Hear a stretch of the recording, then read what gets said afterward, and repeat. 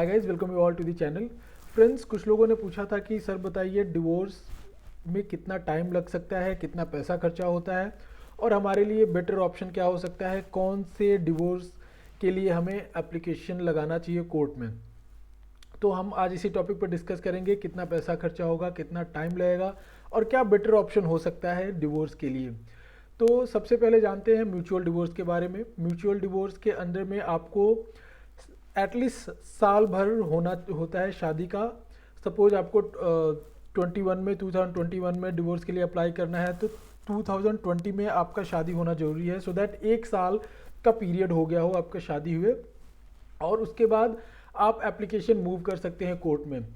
Court में application move करने के बाद आपको 6 मंथ का टाइम पीरियड देना होता है, फिर सेकेंड मोशन के लिए आपको जाना होता है, फिर थर्ड मोशन में पास हो जाता है आपका म्यूचुअल डिवोर्स का। तो ये एटलीस्ट इसमें लगता है 18 मंथ्स ये और 1 ईयर, अप्रॉक्स आप 2.5 साल मान के चलिए। इसे म्यूचुअल डिवोर्स में मिनिमम 2.5 साल आपको स्पेंड करना पड़ेगा म्यूचुअल डिवोर्स में। कंटेस्टेड डिवोर्स में आपको मिनिमम 18 मंथ्स और 18 टू 24 मंथ्स का टाइम पीरियड लग जाता है कंटेस्टेड डिवोर्स में।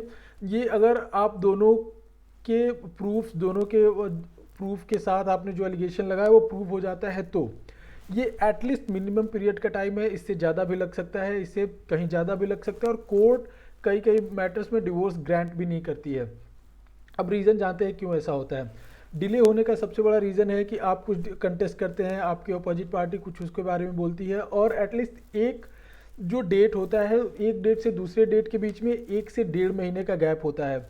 और जब आप पिटीशन फाइल करते हैं तो सामने वाले पार्टी का रिप्लाई आना होता है, फिर आप WS फाइल करते हैं यानी रिटन स्टेटमेंट फाइल करते हैं, फिर आप कंटेस्ट करते हैं उस चीज़ों पे। तो ऐसा सब करके बहुत टाइम चला जाता है और कभी कभी ऐसा होता है कि पार्टी जानबूझ के डिले करती है सो दैट सामने वाली पार्टी परेशान हो और वो कोर्ट से टाइम मांग लेना, कोर्ट में फिर दूसरी चीज़ें और फाइल करते रहना, दूसरे ग्राउंड्स इशू करते रहना, दूसरे इश्यूज पे बात रेज करते रहना कोर्ट में, जिससे वजह से डिले हो सके। तो इसके वजह से और डिले हो सकता है। सो दैट ये आपको ध्यान में रखना होगा कि इसमें टाइम फ्रेम एक्चुअली कोई नहीं बोल सकता कि कितना लग सकता है, क्योंकि सामने वाली पार्टी पे भी डिपेंड करता है। अदरवाइज आपको 1.5 से 2 साल में ये डिवोर्स का मैटर सॉल्व हो सकता है। अगर दोनों पार्टीज विलिंग हैं डिवोर्स के लिए तो इतना time is enough, more than enough, इतने में हो जाएगा। अगर आपने जो ग्राउंड्स पे केस फाइल करा वो ग्राउंड को अगर प्रूफ नहीं कर पाते तो ऐसे सिचुएशन में कोर्ट आपके केस को रिजेक्ट भी कर सकती है, डिस्पोज ऑफ भी कर सकती है।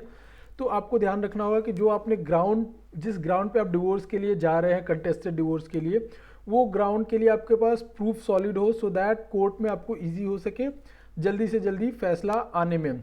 म्यूचुअल डिवोर्स में मैक्सिमम 18 मंथ्स लगता है। म्यूचुअल डिवोर्स के लिए आपको दोनों पार्टीज ऑलरेडी अग्री होते हैं, कुछ कूलिंग पीरियड आता है 6 मंथ का, सो दैट आप लोग समझ सके एक दूसरे के बीच कि हम रहना चाहते हैं नहीं रहना चाहते, so that you can take final decision. Because कभी कभी होता है कि हम हीट ऑफ द मोमेंट में कोर्ट पहुंच जाते हैं, हम थोड़ा सा कुछ प्रॉब्लम हुआ, हम नहीं रहना चाहते, ऐसे बात आ जाती है और हम कोर्ट पहुंच जाते हैं डिवोर्स के लिए, लेकिन बाद में रियलाइज़ होता है कि नहीं, हमको साथ में ही रहना है।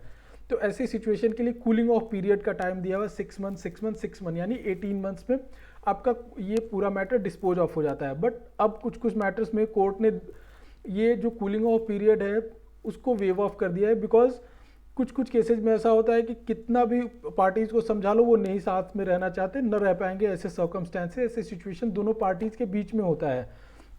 तो इसके लिए कभी कभी 6 मंथ में, 12 मंथ्स में भी म्यूचुअल डिवोर्स के केसेस डिस्पोज ऑफ हो जाते हैं। अब बात आती है म्यूचुअल डिवोर्स में आपका खर्चा कितना होता है। तो ये डिपेंड करता है आपके लॉयर पे, लॉयर के एक्सपीरियंस पे, एक्सपर्टीज़ पे, उसके नॉलेज पे, कोर्ट में स्टैंडिंग कितनी है। तो बहुत सारे फैक्टर्स मिलके आपके कितने पैसे स्पेंड होने हैं उस पर डिपेंड करता है कि कितने पैसे खर्चे होंगे और कितना पैसा आपको देना पड़ेगा एक लॉयर को। तो ये एटलीस्ट 40 to 50,000 है म्यूचुअल डिवोर्स का। एटलीस्ट मैं मिनिमम बता रहा हूँ, मैक्सिमम तो लैक्स में भी जा सकता है। बहुत सारे लॉयर्स होते हैं जो उनका खाली कंसल्टेशन फीस 20,000 से स्टार्ट होता है। तो ये डिपेंड करता है कि आप कैसे लॉयर को हायर कर रहे हैं। ये सारे फैक्टर्स होते हैं म्यूचुअल डिवोर्स के में कितना पैसा खर्चा होना, ये सारी चीज़ें डिटरमाइन करने के लिए। अब आते हैं कंटेस्टेड डिवोर्स पे।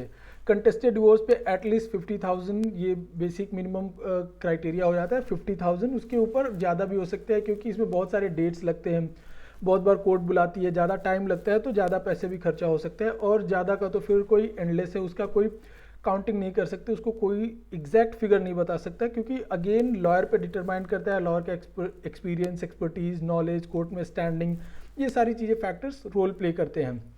तो आई होप ये आपको वीडियो समझ में आया हो, कितना टाइम, कितना पैसा और क्या फैक्टर्स डिटरमाइन करते हैं कितना पैसा स्पेंड होने वाला है, और क्या फैक्टर्स डिटरमाइन करते हैं कि आपको कितना टाइम लगेगा डिवोर्स होने में। अगर इस वीडियो से रिलेटेड कोई भी डाउट हो तो कमेंट सेक्शन में पूछ सकते हैं। Thank you.